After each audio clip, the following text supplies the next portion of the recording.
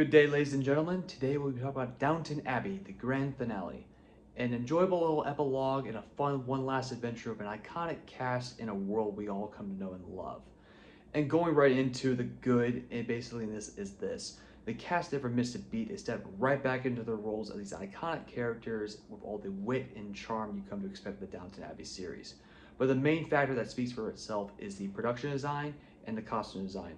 It really helps you step into the world of Great Britain in the 1930s with all the elegance, nobility, and sense of nostalgia you feel for when you watch this series going into it. The cast was great. They basically embody their roles well. I love the bond between Lady Mary and Edith, as well as a little subplot between Isabel and the villagers in that case in the Downton community, and a few others as well. Everybody, mostly all of the cast returns. Even they brought back Paul Giamatti's character's Uncle Harold back from the series, which was nice to see him again. And it was like just a good little fun, cozy feeling you come to expect when watching a Downton Abbey movie. But the trade-off in this case, is the plot and the story overall. Compared to the second film where it felt like it was a good send-off with Maggie Smith's character into it, with the Dowager Countess.